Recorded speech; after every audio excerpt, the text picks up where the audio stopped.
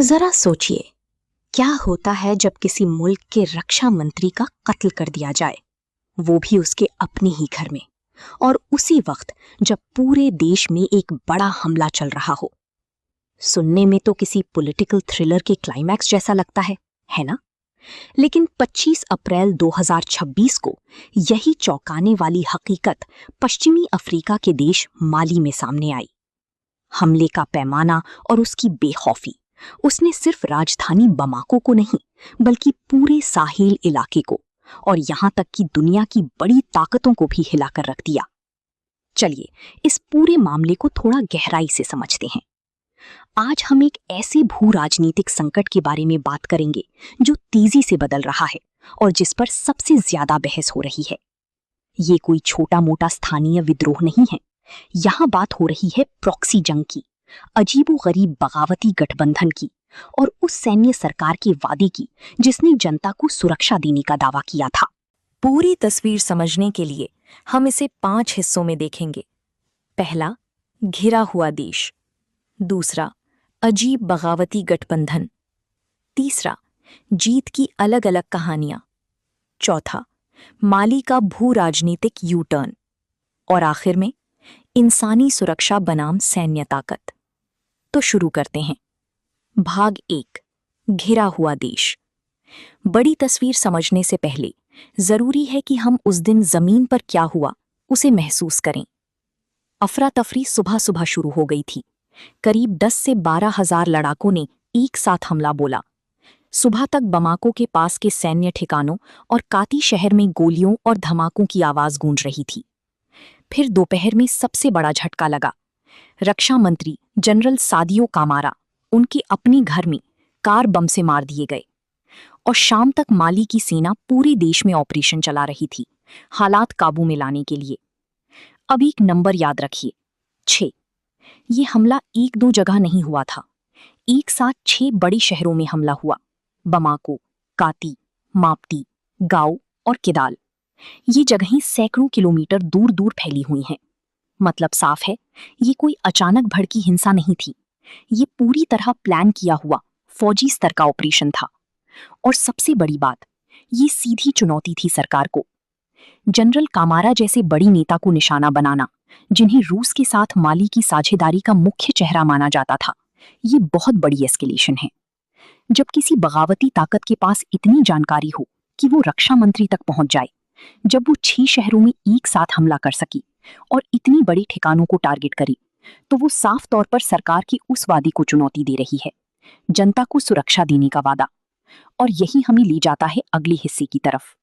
भाग 2, अजीब बगावती गठबंधन। इतना बड़ा हमला अकेले नहीं किया जा सकता। तो सवाल है, इसके पीछे कौन था? हकीकत थोड़ी उलझी हुई है। 2 गुटों ने इसकी जिम्मेदारी ली, लेकिन दोनों एक दूसरे से बिल्कुल अलग हैं। पहला, GNIM, जो अलकायदा से जुड़ा गुट है और जिसका मकसद है शरिया कानून लागू करना। दूसरा, FLE, यानी आजावाद लिबरेशन फ्रंट। ये तुआरीग अलगाववादी हैं और इनका एजेंडा सेक्युलर है। ये बस उत्तरी माली में अपनी अलग पहचान चाहते हैं। आमतौर पर ये दोनों गुट एक दूसरे के दुश्मन हैं। इनकी सोच बिल्कुल अलग है। लेकिन इस बार ये एक साथ आ गए। किसके खिलाफ? बमाको की सैन्य सरकार के खिलाफ। और यही इस पूरे हालात को और खतरनाक बनाता है। सुरक्षा विश्लेषक बेवरली ओशेन कहती हैं, पहली बार ऐसा हो रहा है कि ये दोनों बड़े स्तर पर साथ काम कर रहे हैं। जरा सोचिए, मकसद अलग हो सकते हैं, लेकिन अगर लॉजिस्टिक्स, जानकारी और रणनीति साथ आ जाए तो एक बहुत मजबूत मोर्चा बन जाता है। भाग 3, जीत की अलग अलग कहानियां। अब सवाल, असल में हुआ क्या? इसका जवाब इस बात पर निर्भर करता है कि आप किसकी सुन रहे हैं। 2 बिल्कुल अलग कहानियां हैं। सरकार और रूसी सूत्र कहते हैं सब कंट्रोल में है, 6000 से ज्यादा लड़ाके मार दिए गए, देश सुरक्षित है और लोग जश्न मना रहे हैं। लेकिन स्वतंत्र विश्लेषक कुछ और कहते हैं। उनके मुताबिक हालात कमजोर हैं, 50 लाख से ज्यादा लोग मुश्किल हालात में हैं। लोग डरे हुए हैं, घर छोड़ रहे हैं। और सबसे अहम, उनके पास वीडियो हैं जिनमें रूसी लड़ाके पीछे हटते दिख रहे हैं। एक उदाहरण, किदाल। एक वीडियो में दिखा कि रूसी लड़ाके शहर छोड़ रहे हैं और तुआरेग बागियों को हथियार दे रहे हैं, बदले में सुरक्षित रास्ता लेकर। अब इसे कैसे समझें? कुछ कहते हैं ये एक प्रैक्टिकल फैसला था, जान बचाने के लिए। कुछ कहते हैं ये सुरक्षा की बड़ी नाकामी है। भाग 4, माली का भू राजनीतिक मोड़। अब बात सिर्फ माली की नहीं रही, ये मामला अब बड़ी ताकतों के बीच की लड़ाई बन चुका है। राष्ट्रपति असीमी गोइता ने देश को संबोधित किया। उन्होंने 3 चीजों को जिम्मेदार बताया। 1, आतंकी गुट, 2, अंदरूनी मददगार और बाहरी ताकतें। बिना नाम लिए उन्होंने इशारा किया कि बाहर से मदद मिली। अब सवाल, कौन? जवाब ढूंढने के लिए हाल के फैसले देखिए।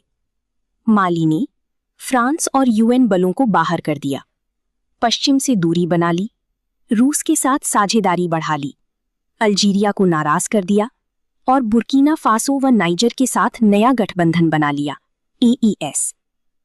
समर्थकों का कहना है इन्हीं फैसलों की वजह से दुश्मन बढ़ गए और असर, पूरा इलाका जंग की तरफ बढ़ रहा है। बुर्किना फासो 1 लाख रिजर्व सैनिक जुटा रहा है। नेता काली सर्दी की बात कर रही हैं, मतलब लंबी और बिखरी हुई जंग।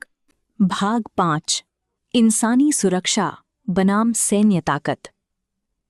अब सबसे अहम सवाल, इतनी लड़ाई के पीछे असली वजह क्या है? जवाब है इंसानी सुरक्षा, मतलब रोजमर्रा की जिंदगी की सुरक्षा, गरीबी से सुरक्षा, भेदभाव से सुरक्षा, शिक्षा और इलाज तक पहुंच। सिर्फ सेना से सब हल नहीं होता। विश्लेषक कहते हैं सरकारें अक्सर हथियारों पर खर्च बढ़ाती हैं और समाज पीछे छूट जाता है।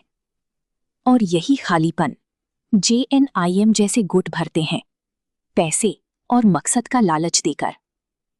समाजशास्त्री डॉक्टर अबू बकर बार कहते हैं लड़ाई कोई हल नहीं है, वो सिर्फ रास्ता खोलती है। असली हल के लिए ईमानदारी चाहिए। सोचिए, आप हजारों लड़ाके मार सकते हैं, लेकिन अगर वजह वही रही, गरीबी, भेदभाव, गुस्सा, तो लड़ाई फिर शुरू होगी। तो आखिर में सवाल यही है, क्या सिर्फ सैन्य ताकत से दशकों की नाराजगी खत्म हो सकती है, या असली सुरक्षा एक ऐसी हुकूमत से आएगी जो सबको साथ लेकर चले? यही वो उलझन है जो माली के भविष्य को तय करेगी और शायद पूरे अफ्रीका के भविष्य को भी।